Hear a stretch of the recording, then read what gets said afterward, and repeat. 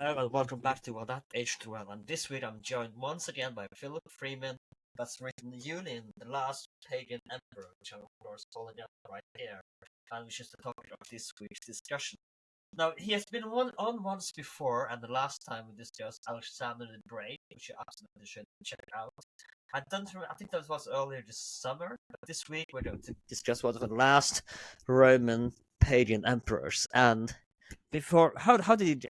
I find Julian such a fascinating character because he is, has been written so kind of demonized by the church because he was a pagan and he tried to undermine Constantine. But it wasn't a bad, as far as I understand, it wasn't really. I mean, of course, he had his issues as every emperor do, but it wasn't necessarily a bad ruler in my opinion. He was just been demonized by the church because he was, like I said, a pagan, and we're going to get into this. But what are your overall views on Julian as a whole?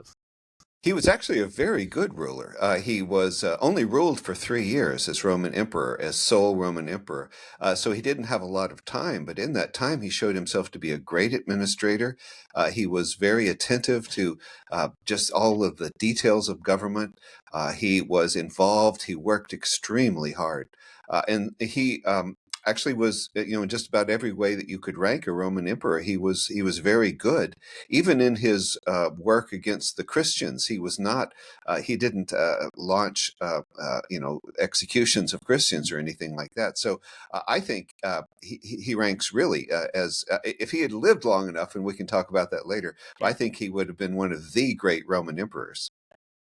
So I want to begin before Julian, of course, because we discussed this many times before on the podcast, so we don't have to go much into details here. Because I think many people that follow this podcast and that are interested in this era are fairly familiar with how Christianity came about. So let's talk briefly. Anyway, just a few moments to talk about how Christianity came into and how this changed pretty much our history into the modern world, so to speak, because this is one of the biggest points I would say in history as well.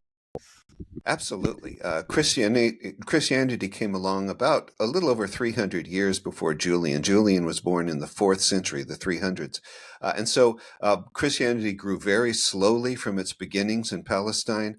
And even in Julian's time, 3 centuries later, it was very much a minority religion. Maybe 10%, maybe 20% of the people were Christians, but it was not by any means certain that Christianity was going to win at this time. And Christianity did suffer persecutions now and then, but the idea that it was just one constant persecution is not true.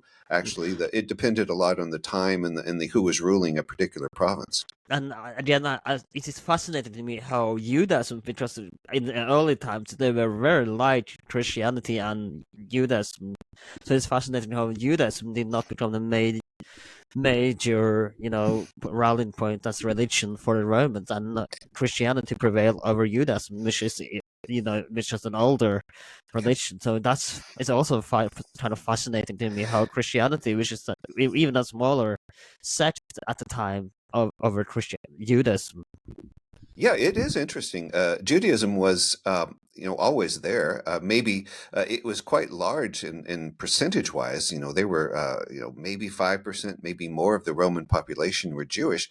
They were not an outreaching religion as much as Christianity. I mean, there were people who it was a time period where Judaism was more open than it is, in later periods to accepting converts. And there certainly were many Romans who were impressed by Judaism uh, and would become, if not full-fledged Jews, at least attendees at different synagogues. But it is interesting. I think Judaism, there was always a prejudice against the Jews, certainly in the Roman Empire by most people. It was seen as a foreign Eastern sort of religion, but then again, so was Yeah, Christianity. I was going to say that. Yeah. Yeah, that's the problem. That's one of the main complaints against Christianity is the Romans, especially the old traditional Romans of Italy, viewed anything from the East as suspicious. Any sort of religion, Mithraism, Cleopatra, whoever it might be, they looked down on things from the East, and so Christianity had to overcome that difficulty as well. So let's talk about Julian's upbringing in and and as well to understand why he became a pagan, because I think it's important to take a look because he had, and I want to take a look at Constantius' rule as well because he is essential to how Julian and I believe you state this in your book as well that because he killed his entire family or almost his Mm. entire family, he is kind of understandable why he would kind of detest Christianity when in the name of God his family was killed. So why would he support God and killed his family? So it's kind of yeah. I feel like his like you point out in the book that his childhood is as well many reasons why he chose to become a pagan of the old gods.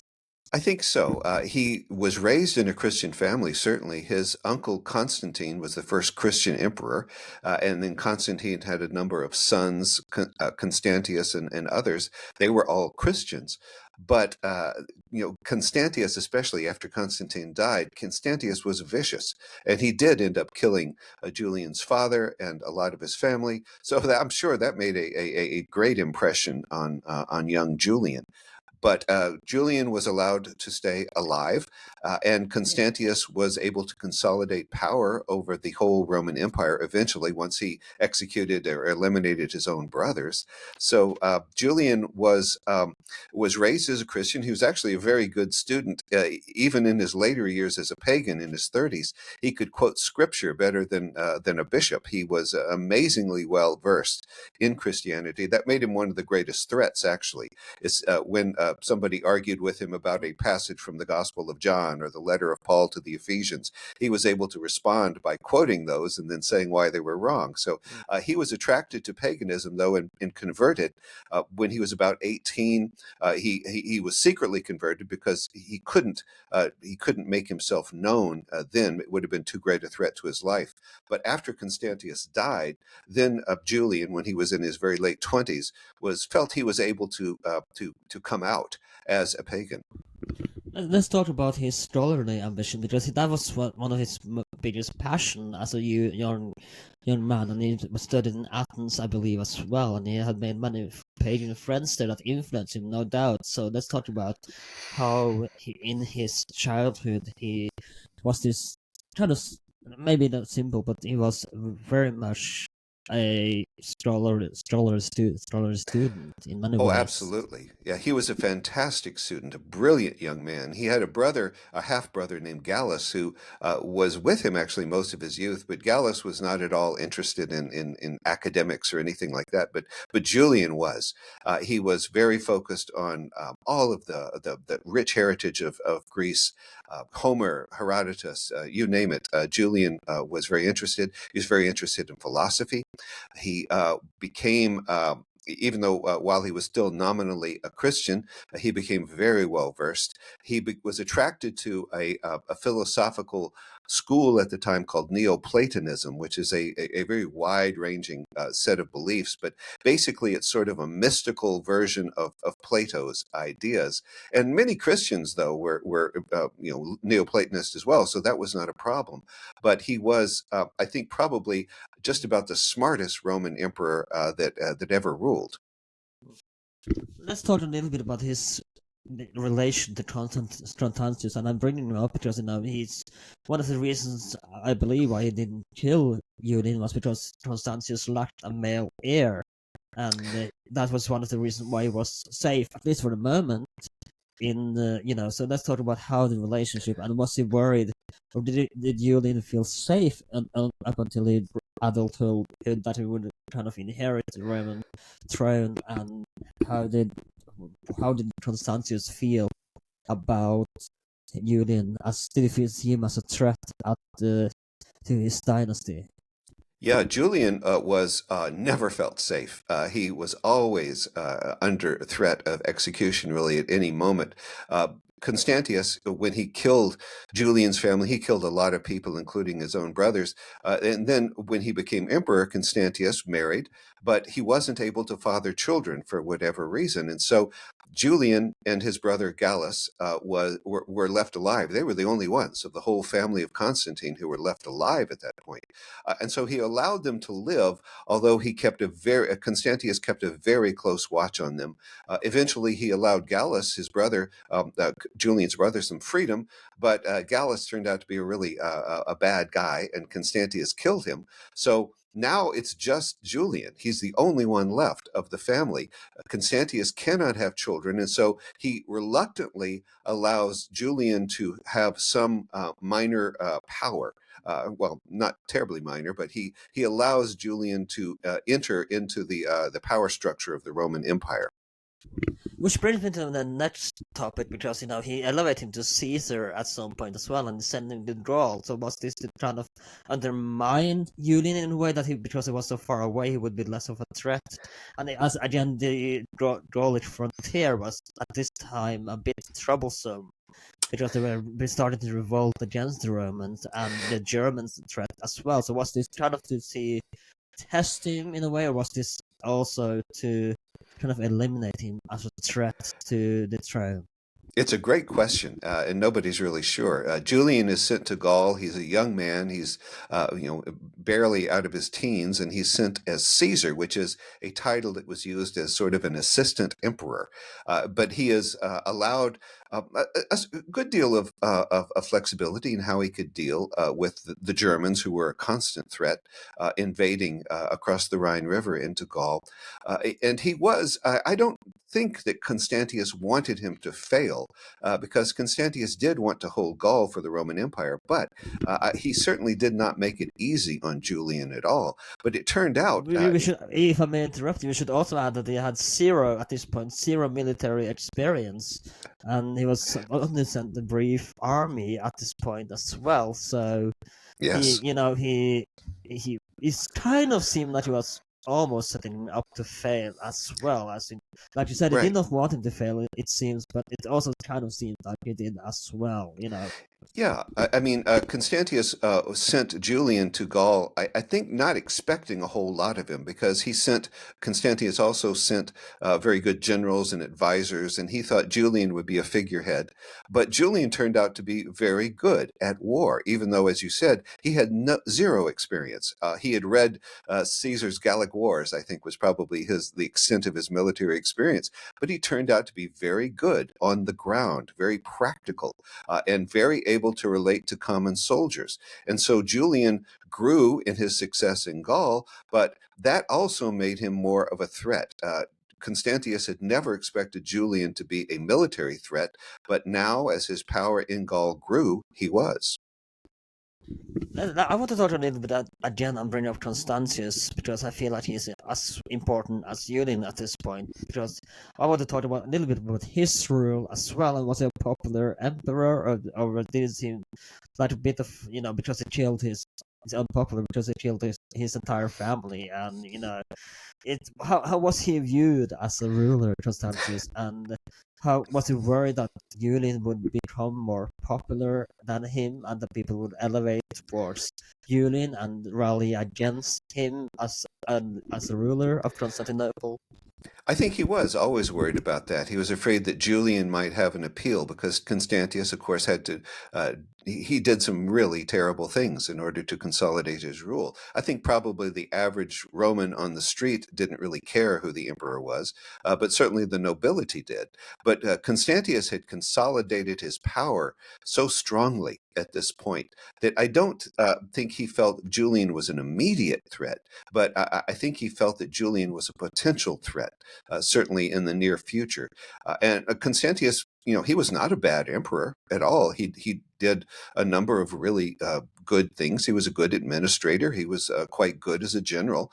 So most people had no real reason to complain about Constantius. He was not oppressive of the pagan people or anything like that.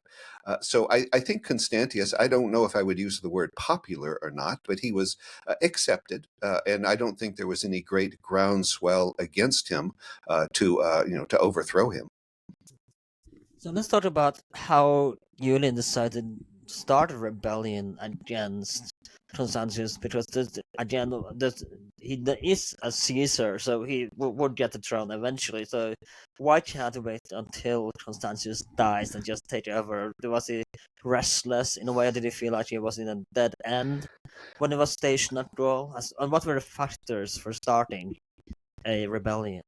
Well, I think that what really began it all, Julian had been in Gaul for several years, done a really good job, and Constantius was going to launch an invasion of Persia, which was a regular thing that the Romans did. And so Constantius called on Julian to send basically half of his army to him. So Julian was going to lose half of his soldiers, and he realized that Constantius was trying to weaken him. And if he only had half of his soldiers, if Constantius, when he finished up in Persia, he might very well march to Gaul now that Julian had settled things there and kill Julian and just, take over. So I think that was the main point. Julian, the way Julian talks about it in his books, in his writings, of which there are many, he seems to say that, he never intended to challenge Constantius at all. That was, the farthest thing from his mind. He was pushed into it by his men, et cetera, et cetera. I don't really quite believe that. I think Julian at this point realized that he actually was a pretty good ruler, and that he wanted to, if he did nothing, Constantius was probably going to end up killing him. If he did something, maybe he would get a chance to live, and maybe he would even possibly have a chance to overthrow Constantius, although that would have been, I'm sure, a long shot in Julian's mind. I want to talk a little bit about it before we go into the Constantius versus Julian part. I want to talk a little bit about his paganism as well, because it is said famously that if Julian became emperor, he would never have run out of oxen for sacrifice, because he sacrificed almost an oxen or something every day for, at least when he was emperor. I'm not sure how when he was before he was emperor, when he was in Gaul, but how did how was his paganism in his It, daily life, at it, least before he was emperor? His paganism in Gaul was still pretty much a secret. Some of his closest friends knew about it. Constantius might have suspected, but Julian attended church, Christian churches. On the outside, he was an observant Christian. So at this point, he had not yet begun his open Christianity at all. And so I think the oxen were probably safe in Gaul. So let's talk a little bit as well about Constantius' Persian campaign, because again I'm bringing him up a lot because it's important to how Julian as well were able to succeed, because their relationship is kind of it's a red line in this book as well. So let's talk a little bit about how the Persian campaign affected Julian as well, because Constantius, as you write about, he wanted to send, he wanted the troops from Julian to fight for the Persian. And to be fair, it's kind of a logical choice that you want to have troops to be able to fight a successful Persian campaign. But then again, as you say, Julian has, fear that if he is successful and come back, those troops will then fight against him as a potential threat to the throne. So let's talk a little bit about how the Persian campaign in Constantius and how this affected the rebellion of Julian as well. Right. The Persians were always had been a threat to Rome for centuries. They were a fairly well organized kingdom, and so it was perfectly reasonable for the Romans, for Constantius, to launch not a full scale invasion of Persia. That wasn't his idea, but he wanted to keep the Persians on their side of the border. And so Gaul now had been quieted. It was a fairly peaceful place, and so people looking on from the outside would say, "Yeah, that's reasonable. Bring a couple of legions to Persia. Sure, that's quite a normal thing to do." And so I don't think it was an unreasonable thing for Constantius to ask of Julian. It's just that because he really did want to use him against Persia. I just think he had other motives as well. Once he was done with his soldiers in Persia. So you don't think it was purely paranoia on Union's side that one day would be used against him? You think there was some reasonable assumptions there? Yeah, I think so. I think Constantius was reasonable to ask for the I mean, was soldiers. Julian's fear of Constantius using the troops against him just paranoia, or do you think there was a reasonable assumption that one day they would be used against Julian? I think it was a reasonable assumption that certainly that they would one day be used against him because Constantius would very likely have marched west and used those troops to put Julian down once he was done in Persia. Mm. So let's talk about how, under the Persian campaign, what do Julian do? As does he use the distraction of the Persian campaign to go to Constantinople and take over the throne, or what does he wait? What does he decide to do next under the Persian campaign and his rebellion? Well, while Constantius is in Persia, while he's immersed in the war against the Persians, Julian begins. He is proclaimed Augustus by his troops. Julian begins a march east to seize the capital of Constantinople, and then it becomes after that point kind of a race because Constantius has to get his army back. If people were betting, if they were gambling and taking odds, I think most people would have bet on Constantius because he had many more men, he had more support, he had more troops, and he was very likely going to beat Julian. But that's when something quite remarkable happens in history, one of those unexpected points. Julian is on his way to Constantinople. Constantius is on his way from Persia to Constantinople, and Constantius dies. He wasn't terribly old at this point, but he just dies. And he writes a letter at this point, and he says, Julian, I'm dying. I'm not going to make it. I give the empire to you.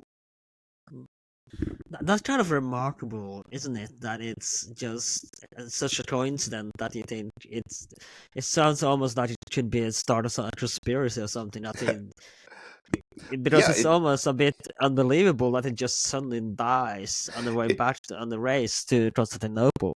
It is. And I don't think people have ever seriously suggested somehow that Julian had agents who poisoned Constantius or anything like that. I mean, it happened. People died, malaria, typhus, all Mm. sorts of things going on. So, yeah, but it is a quite a coincidence at that moment that Constantius does die. So it clears the way. Julian has no competitors at this point. So he can just march right into Constantinople. He gives Constantius a very good funeral. He doesn't want people to say he was, being,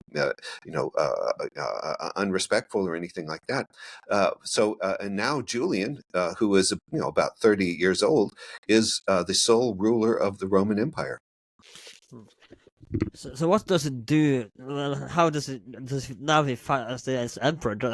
Does it feel like it's safe to come out? Because as we know, there was quite a lot of Christian nobility inside the court. So how does the Christian nobility react to him coming out as a pagan, and how does this finally relieve the weight on his shoulders, so to speak?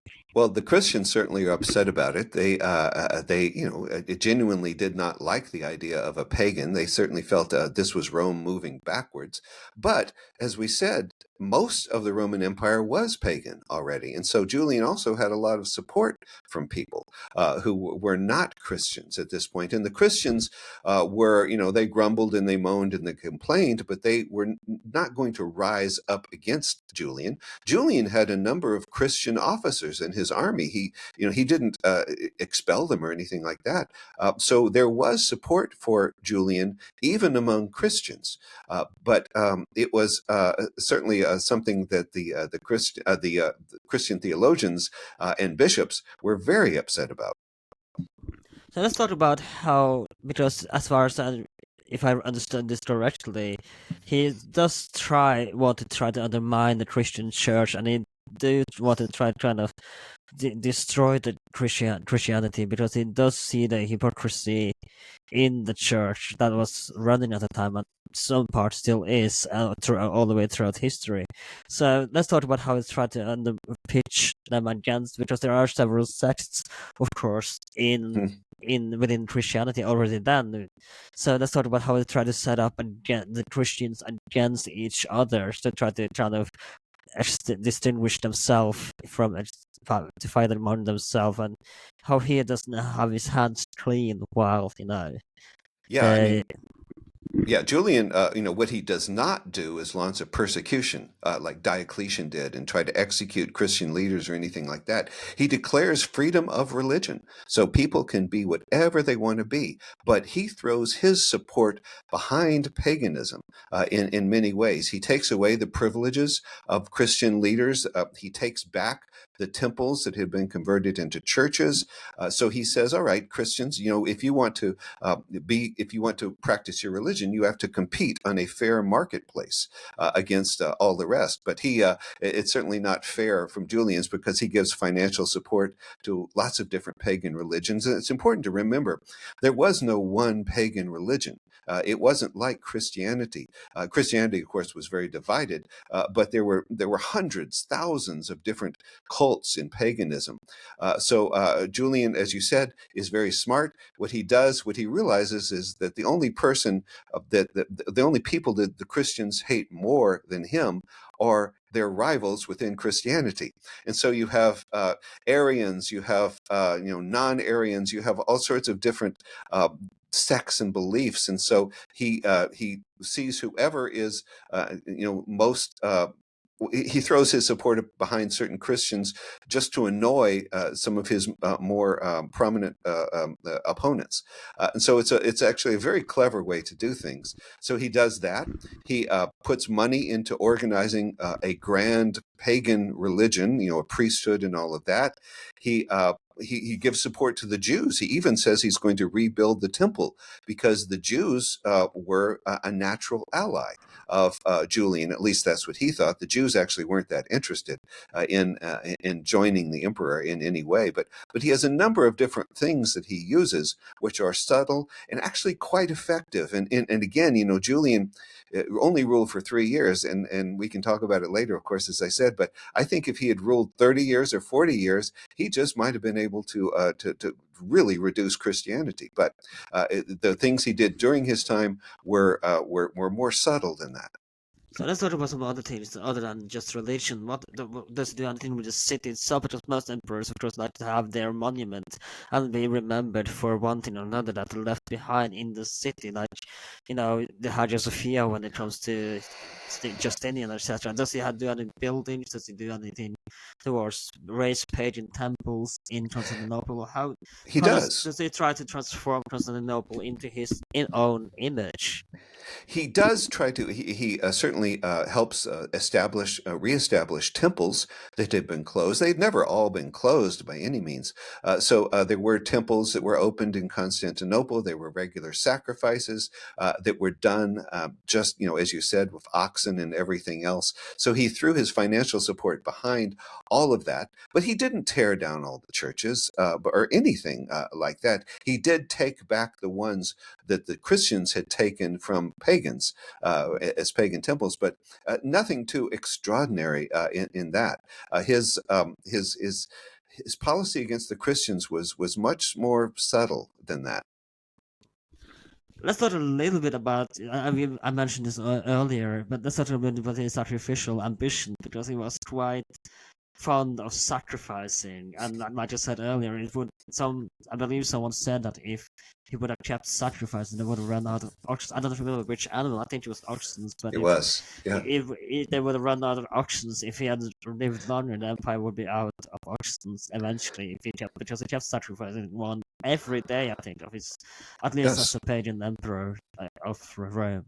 Yeah, he made a great show of sacrifice, which was a central ritual in all the different pagan But religions. was it as much as Julian did, or was it kind of? No, I mean, Julian did it too much, probably. I think probably many of the pagans were rolling their eyes at Julian's excessive sacrifices, but it's certainly something he did. Yeah. I want to ask because as Christianity came about, gladiator games and this kind of games kind of died out. Did they try to reinstate some of gladiatorial games and some of the games of old Rome before Christianity, or did it just feel like this was a dead sport at this point? Yeah, Well, because horse races and the Hyperdome were the popular sport of the day. But yeah. how did it feel towards the older games of ancient Rome? I think, Julian personally didn't really care for them. He thought they were extremely wasteful and violent. And so the gladiators, I mean, there had always been gladiators. They had not been wiped out by Christianity, but certainly it was looked down on. I think Julian encouraged that, but it wasn't a priority for him. The horse races at the Hippodrome in Constantinople or elsewhere, that was okay. He certainly attended them. They tell stories of him attending the horse races and working on paperwork at the time, which the crowds didn't really like at all. He did. Encourage certainly some of the old ways of ancient Rome, but in many ways they had never gone away at that point. So let's talk about because he started a new Persian campaign, and this is one of the last things that he does. So let's talk about how this Persian campaign and how this would be the end of Julian as a ruler, because it does seem to start off quite well, but then it do seem to get quite almost to the capital of Persia, but then it kind of turns into disaster. So let's talk about what went wrong and how the Persian campaign would be the end of Julian. Yeah, that's where things really go wrong for Julian. He goes first of all, he goes to the city of Antioch, which is in southern Turkey nowadays, and he prepares for a campaign. He has a lot of trouble in Antioch. The people there don't like him at all. But he moves on to Persia and does pretty well. He thinks, What's the deal with the Antiochians, and why are they not so fond of? Is it because he's a pagan, or is it because they are like Christian at this point? What's the dislike of Julian with Antiochians? Well, there were plenty of pagans in Antioch too. They were just very difficult to please, and there was a food shortage at the time, and so they got all upset about the price of food, and they blamed Julian, and I think probably rightly so. He had his a huge army there in Antioch, and they were eating up all the supplies and driving up prices, and so the people of Antioch just got very upset with him, and so Julian was very glad to leave and move on into Persia. I mean, to be fair, as well as in medieval times, that wasn't uncommon that the army that would pass through would eat up everything because as the supply of the cities that they would pass through. So that wasn't just Julian. No. That was quite a common thing up until early. Even today, we still see armies, to the analogy in Ukraine, Oh especially yeah. where they see armies take up everything that loot and plunder the cities they come by. So it's still a common thing. It's not just with Julian that this happened, that the armies take up the supplies of the towns that they pass by. Yeah. What's true, as we say in English, an army moves on their stomach, and so you have to have lots of food. And so I think the people of Antioch had some very good reasons for being upset. But Julian moves on. He has actually pretty good reasons for. He actually vows, I believe, never to come back to Antioch He because he does. really disliked the city that much. That's true. He vows never to come back, but his body eventually does. But so he moves into Persia, and things are going well And even for. in that, he doesn't get peace in Antioch. No, sadly not. The people of Antioch were not an easy people to Kind of please at all. ourselves, aren't they? Yeah, they were kind of. Yes, they were. So anyway, Julian is glad to leave Antioch. He moves on into northern Mesopotamia. He does well as he moves down the Tigris and Euphrates River in Persian territory, and it looks like he's going to make it all the way south to the Persian capital near Baghdad.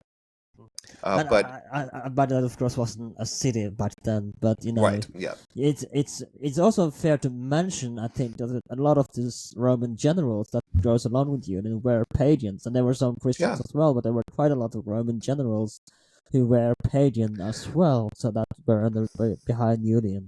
Oh, absolutely. And some of Julian's best generals were Christians and were actually supporters of him too. So he had good generals. He had a good army. He had a brilliant military mind. It's just that he overreaches that old problem in the classical world of what the Greeks called hubris or hubris. That he bit off more than he could chew, we might say. So Julian thinks of himself now as a second Alexander. He's going to march all the way across Persia, when really all he needed to do was march up to the borders of Persia, burn a few towns, and things would have calmed down. But he decides to press it too far. And he presses all the way to the Persian capital. He's outside the gates, and then things begin to go really wrong for Julian because of various reasons. He had split his army earlier and sent part of it a different way, and they get lost pretty much. His supply ships are not able to keep up with him, and so he pulls up in front of the Persian capital, but he doesn't have enough men or supplies in order to take it, and so he ends up withdrawing from and he decides to go back to the Roman territory. So let's talk about the death of Julian and how that is. It malaria or any other diseases, or is it how does it die? What's Well, the cause of Julian's death on the return back way home? And well, he again, was. it almost seems like it's in a way kind of poetic to Alexander's death, because he as well, of course, that's alcoholism, but he as well dies on his return journey home. So it's almost a little bit poetic in that way, in my mind. That he Yeah. dies on the way back as Alexander did on his return journey. Oh, it's interesting. I mean, Julian dies at the age of 32, exactly like Alexander, and actually not that far from where Alexander died either. So in a way, he did get to emulate his hero, you might say, in a very unfortunate way. But Julian is in good health.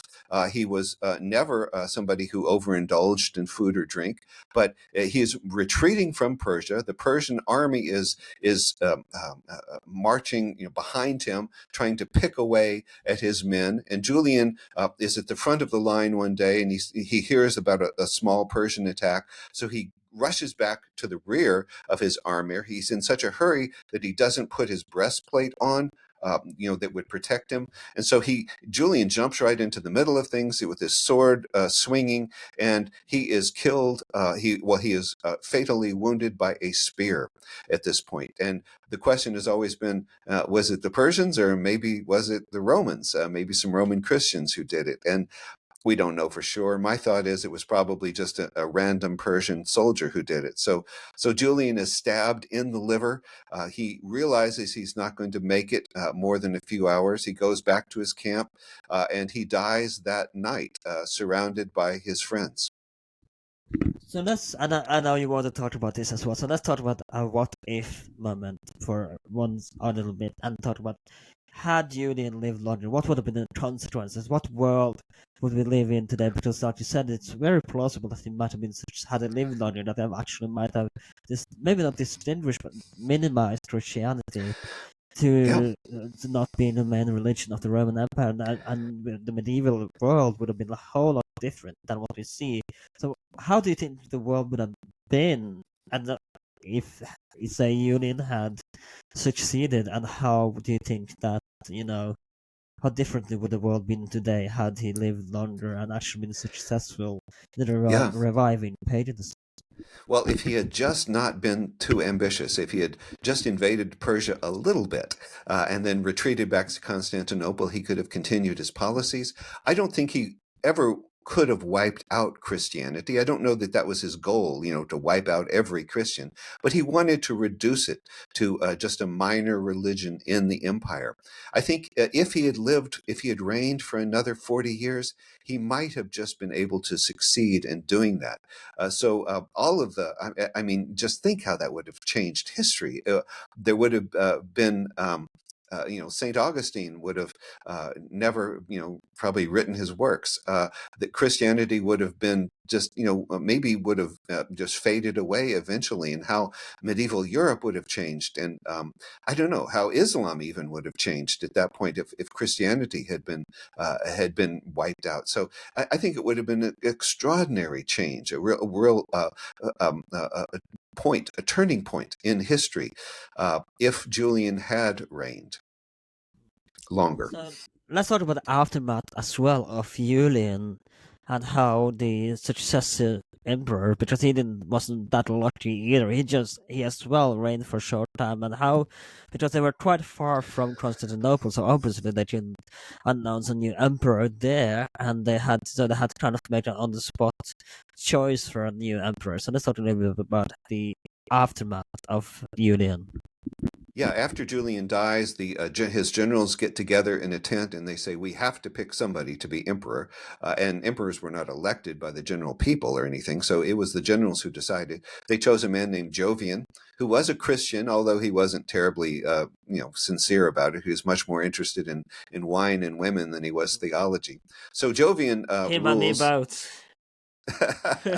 So he was Jovian takes over and he leads the retreat. He makes a deal with the Persians, basically gives them several towns along the Roman frontier. So it's just a political disaster. But he only lives for a year or so, and then other emperors take over after that who are firmly and seriously Christian. And so by the time we get to the end of the 4th century, the 300s, Christianity is very firmly established in the empire, and the Christian rulers, the rulers of Rome, are all Christian, and it doesn't go away after that. So I think it's fair to say this was a decisive moment and an important moment in history. And I think we're gonna round it up there because, of course, the rest is for another time. Before we go, do you have any social media where people might find you if they have further questions about Julian? And where can people find your book, Julian, the Rome's Last Pagan Emperor, if they want to read, which you absolutely should? It's a really good book that we discussed just some of the stuff in this episode, of course. So do you have anything else you want to promote? Anything you want to Sure. share? And the new work that you're working on that you can tell us about that we should be excited for? And anything else? Again, you should of course check out our episode on Alexander the Great as well, which I re-recorded earlier this year. So if you have anything to promote, links in the description. Now's the time to share. Sure. You can just look at phillipfreemanbooks.com, and that lists all of my books and what things I've been working on. The book Julian should be available in America. It's available in most bookstores, most larger bookstores, and of course, it's always available online. Anywhere in the world, you can buy a copy of it. I am currently working on. I've got a couple of projects going. I'm doing a translation of the 6th century Christian philosopher and theologian Boethius, The Consolation of Philosophy, which is a fantastic book. I recommend to anybody. And then I'm also working on a life of Aristotle, a biography of Aristotle. That one I'm definitely looking forward to. So we definitely will have you back for both those works. I'm really looking forward. When can we expect those to come out? Oh, the Boethius book should be out within the year, and Aristotle maybe a year and a half or so from now. This has been with that H12. I hope you enjoyed this episode. This has been the last episode of the year, and I hope you enjoyed this year as well. You can always check out some of our episodes on Spotify, Apple Podcasts, YouTube, wherever you can find podcasts these days. And if you're on Spotify, give us 5 stars, or you can give us 1 if you hated this episode. It's a free word, at least for this time, at least for now, and you can write a review on Apple Podcasts if you can, and give us 5 stars there as well. If you are on YouTube, like, share, and subscribe. My name is Alan. I'll see you next year. Have and take care.